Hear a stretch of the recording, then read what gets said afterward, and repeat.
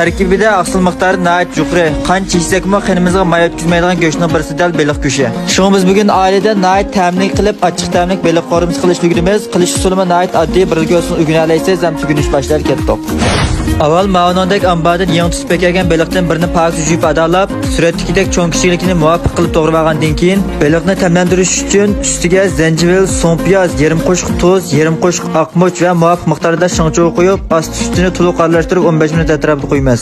Qo'shimcha materiallardan o'zimizning yoqtirish bo'yicha tayyor qilsak bo'ladi. Mening tayyor qilganlarim bo'lsa duya, jinjingu, dufupi qatorliqlar. Qovurish boshlab ketdi. Qozonga ozuqlik elementlari to'liq saqlab qilinib, Ispaniyadan import qilib 100% sapolat ishlab chiqarilgan El Norining zaytun mayi.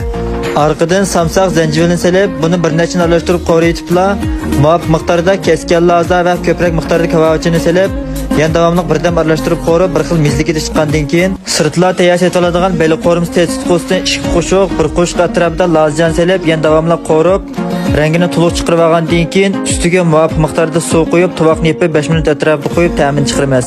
Keyinidan muvofiq miqdorda tuz, az miqdorda aqmuch, kavachini selib, tez pishdigan materiallarni avval selib degandek bir qaynatib etgandan keyin oson pishdigan materiallarni ustiga selib 1 minut atrofida qaynatib pishirib suzilib, mana ma'nodek yo'g'roq javruq to'kib olamiz. Arliq ko'rib mishash ketsa tuqqanlar qo'llash ustidan yurakdan birini bagaj ko'rsanlar rahmat.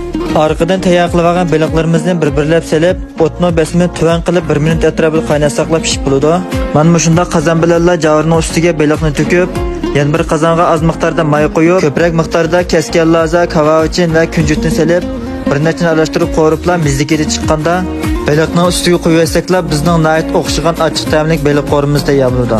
Hamisi oxirida qo'llash hech qanday narsa ketmaydi. Tuqqanlar haqsiz yurakdan birini besa, pinglar raynaga gullan ko'plab yo'llab qo'ysanglar, buningdan ortiq qo'llash bo'lmaydi. Kelar sani ko'rishaylik, xayr xo'sh.